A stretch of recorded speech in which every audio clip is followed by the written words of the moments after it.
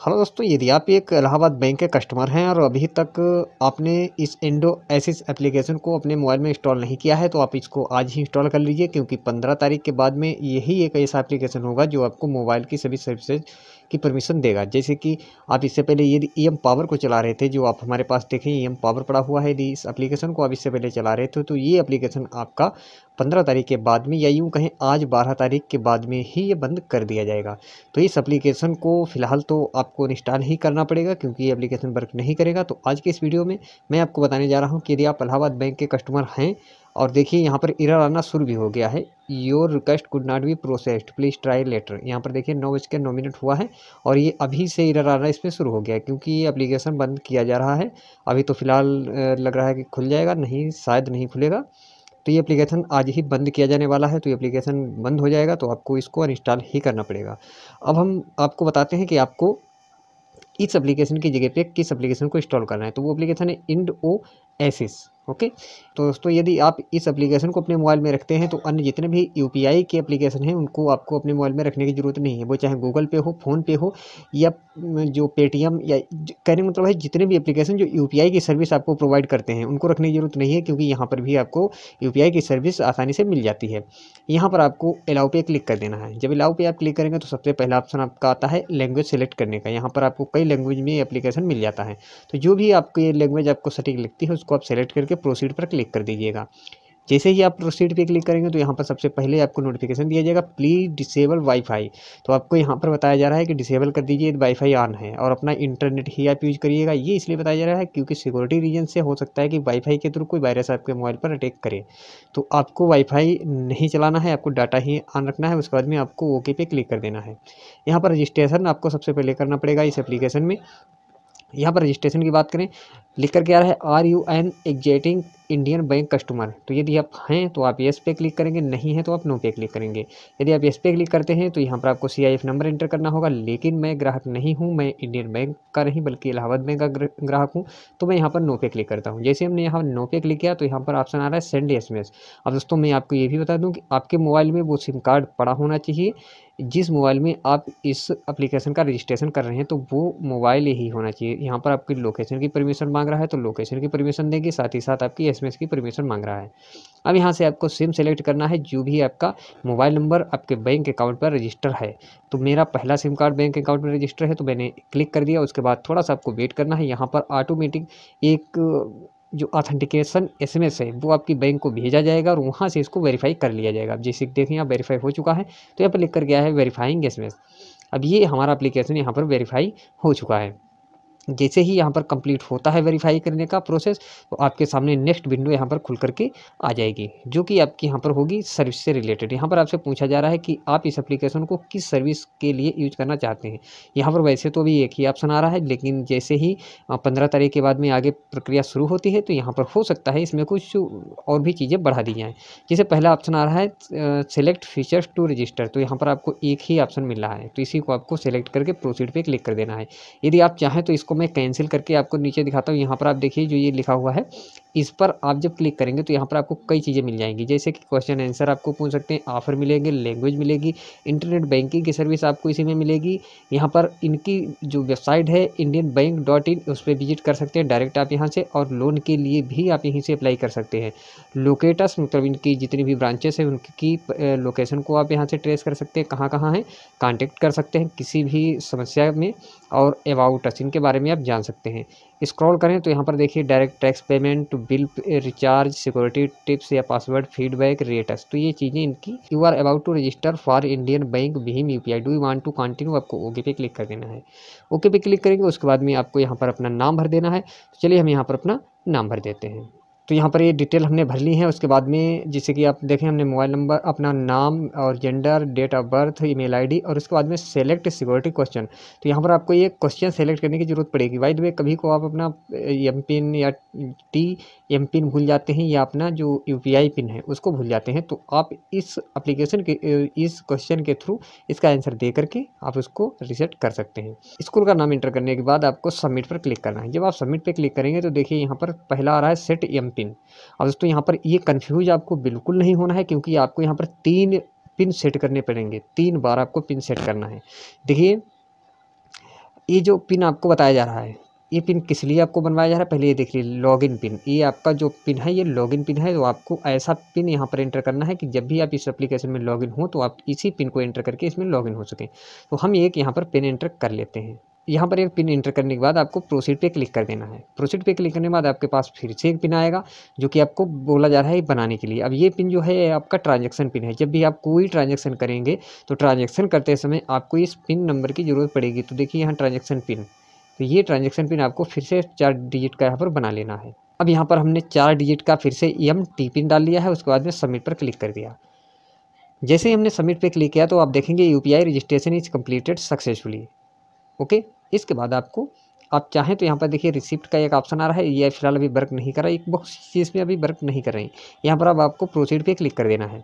जैसे ही आप यहाँ प्रोसीड पे क्लिक करेंगे तो इस तरह से ये एप्लीकेशन आपके सामने आ जाएगा, क्योंकि आपने सक्सेसफुली यहाँ पर रजिस्ट्रेशन अपना कर लिया है। उसके बाद में यहाँ पर आपको पिन एंटर करना है जो आपने लॉगिन पिन बनाया था। आपको ध्यान रखना है जो पिन आपने लॉगिन पिन बनाया था वो पिन यहाँ पर आपको एंटर करना है। नीचे यदि हम कीबोर्ड की बात करें तो एक कीबोर्ड इस तरह से आएगा कि इस कीबोर्ड में जितने भी न्यूमेरिक कीज लिखी हुई हैं 1 से लेकर के 9 तक और 0, ये कभी भी आपको एक जगह पे नहीं मिलेगी, ये हमेशा रैंडम आएंगे, जिससे कि कभी कोई यदि आपकी स्क्रीन भी कोई रिकॉर्ड कर रहा हो तो नंबर न आने की बजाय यहाँ पर आपकी ये जो सेटिंग है इसको कोई रिकॉर्ड ना कर सके। तो यहाँ पर चलिए हम यहाँ पर पिन अपना एंटर करते हैं। जैसे हमने यहाँ पर पिन एंटर किया है आप देखेंगे कि डायरेक्ट हम यहाँ लॉगिन हो चुके हैं। अब एक ऑप्शन आ रहा है फिंगरप्रिंट का कि क्या आप इस एप्लीकेशन में ऑथेंटिकेशन के लिए अपनी फिंगर को देना चाहते हैं। यदि आप अपने फिंगर को देना चाहें तो आप बैक साइड में जो आपका फिंगरप्रिंट है उसको आप अपना फिंगर रख दीजिएगा। जैसे आप यहाँ पर फिंगर रखेंगे तो फिंगर रखने के बाद यहाँ पर आपकी फिंगर को ऑथेंटिकेट किया जाएगा। फिलहाल तो हमारा फिंगर अभी ऑथेंटिकेट नहीं हो पा रहा है तो हम इसको नो कर देते हैं। नो करने के बाद आप देखेंगे कि यहाँ पर लिख कर के आ रहा है no UPI ID available to perform transaction, do you want to create UPI ID। तो पहले तो मैं इसको नो करता हूँ। UPI ID जो है इसको मैं अभी बना करके आपको दिखाऊंगा। फिलहाल इसके फीचर के बारे में मैं आपको शॉर्ट में समझा देता हूँ। दोस्तों फीचर बहुत ही मस्त इसमें बनाए गए हैं। देखिए सबसे अच्छा फीचर मुझे इसमें क्या लगा है कि आप किसी से पेमेंट यहाँ पर कलेक्ट कर सकते हैं। कलेक्ट करने का मतलब ये है कि यदि आप किसी से पेमेंट रिसीव करना चाहें तो उसके पास आप रिक्वेस्ट भेज सकते हैं।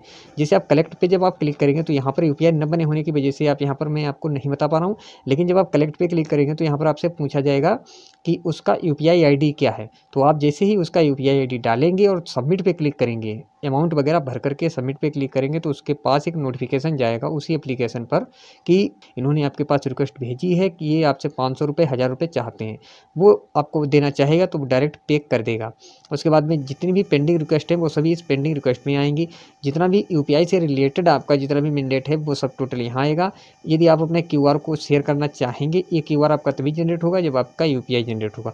तो इस QR को शेयर करके भी आप किसी से भी पेमेंट ले सकते हैं। और जो यहाँ पर QR आपके बनेंगे वो QR आपके स्टैटिक बनेंगे और डायनेमिक बनेंगे। स्टैटिक और डायनेमिक का अंतर इतना है, स्टैटिक में आपका QR जो है वो निश्चित रहेगा, उस QR को कोई स्कैन करेगा उसके बाद में उसको पेमेंट भरने की ज़रूरत पड़ेगी। लेकिन डायनेमिक में आप जितना पेमेंट वहाँ पर भर देंगे और उसके बाद QR को शेयर करेंगे तो उतना ही पेमेंट ऑटोमेटिक उससे डिडक्ट होगा।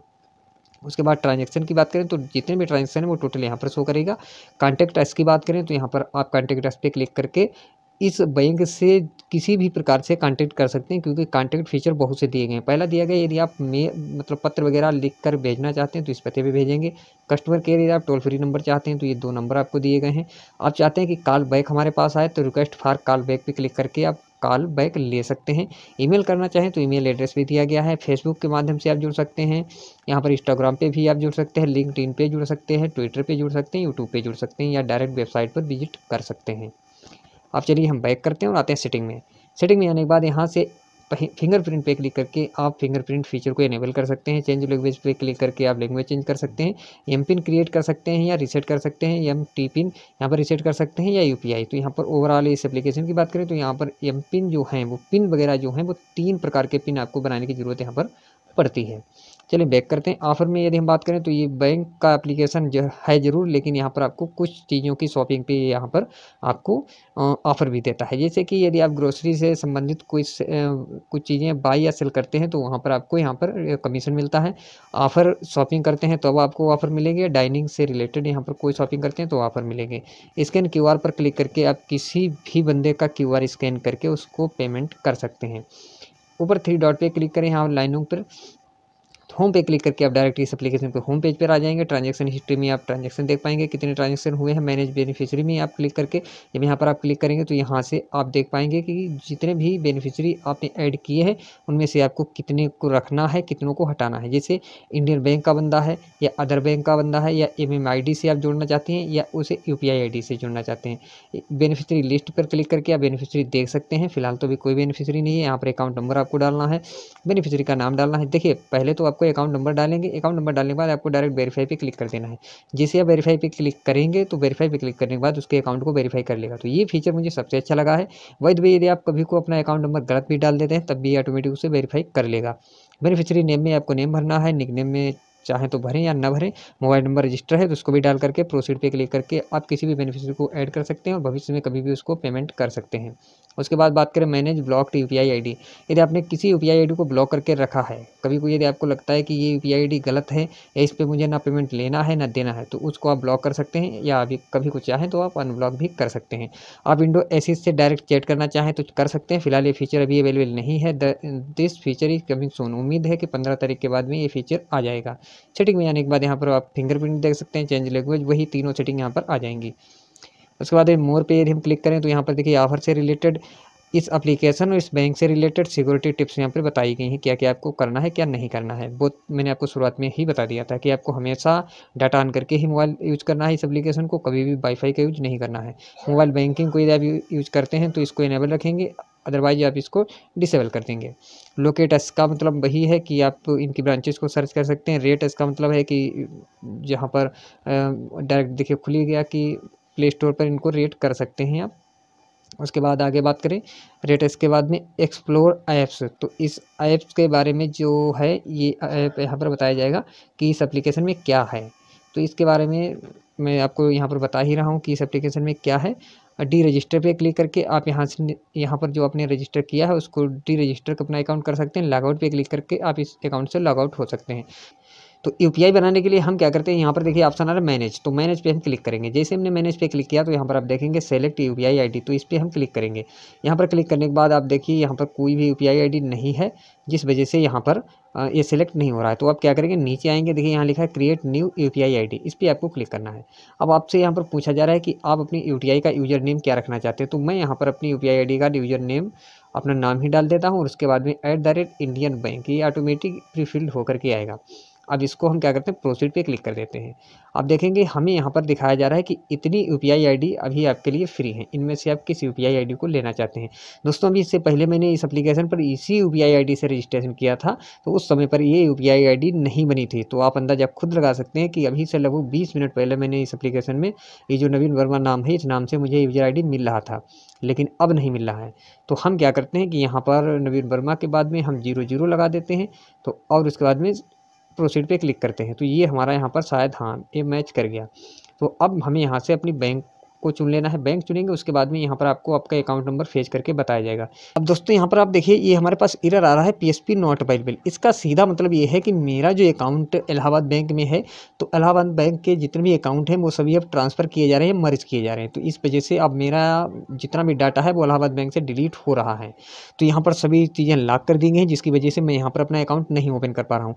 अब दोस्तों यदि आप ये वीडियो हमारा 15 तारीख के बाद में देख रहे हैं तो ऊपर आई बटन पर आप क्लिक करिएगा, क्योंकि ये वीडियो जो मैं रिकॉर्ड करके आपको दे रहा हूँ ये 15 तारीख से पहले का मतलब 12 तारीख का है। आज 9:28 हो चुका है और जो ऊपर आई बटन में आपको वीडियो मिल रहा है वो वीडियो आपको देखेंगे 15 तारीख के बाद में। तो मैंने जैसे कि आपको बताया, यदि आप 15 तारीख के बाद में हमारा वीडियो देख रहे हैं, इस वीडियो को यदि आप 15 तारीख के बाद में देख रहे हैं, 15 फरवरी के बाद में, तो आप ऊपर आई बटन में लिंक पर क्लिक करिएगा। आई बटन पे आप जैसे ही क्लिक करेंगे तो आपको हमारा दूसरा वीडियो मिल जाएगा, जिस पे भी सेम लोगो वगैरह सब सेम ही है, जो थंबनेल लगा है, तो उसको आप देख लीजिएगा। पूरा प्रोसीजर मैंने बताया है कि किस तरीके से हमारा ये एप्लीकेशन वर्क करेगा, क्योंकि 15 तारीख के बाद में मैं दूसरा वीडियो भी इसी तरह का रिकॉर्ड करने वाला हूँ।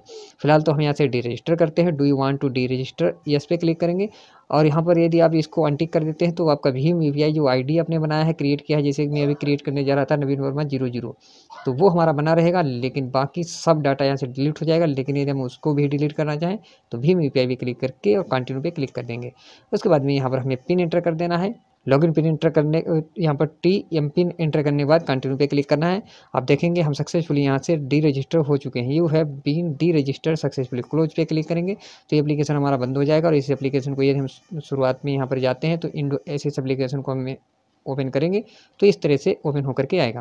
दोस्तों, इससे पहले आप इलाहाबाद बैंक के ग्राहक थे, जो कि अब आप इंडियन बैंक के ग्राहक हो चुके हैं और आप हमेशा इसी तरह के इंटरेस्टिंग वीडियोज पाते रहना चाहते हैं जिनमें मैंने बैंक से रिलेटेड जानकारी दी हो कि कौन सा एप्लीकेशन आपके किस काम में आएगा, किस एप्लीकेशन से आप पेमेंट ले सकते हैं, किस पे एप्लीकेशन से आप पेमेंट दे सकते हैं या कहाँ पर किस तरीके से किस फीचर को यूज करना है। तो ये तमाम वीडियोज आपको मैं हमेशा बना करके देता रहूँगा, लेकिन ज़रूरत इतनी है कि आप हमारे चैनल को सब्सक्राइब जरूर करें। और यदि आपको भी इस तरह के वीडियो की ज़रूरत है तो हमारे इस यूट्यूब चैनल को सब्सक्राइब करें। सब्सक्राइब करने के लिए वीडियो के नीचे लाल रंग का जो आप लोगो देख रहे हैं सब्सक्राइब का, उस पर क्लिक कर लीजिए। पड़ोस में बेल आइकन आएगा, घंटी का आइकन, उसको जरूर दबाइएगा जिससे कि नोटिफिकेशन आपको हमेशा मिलता रहेगा।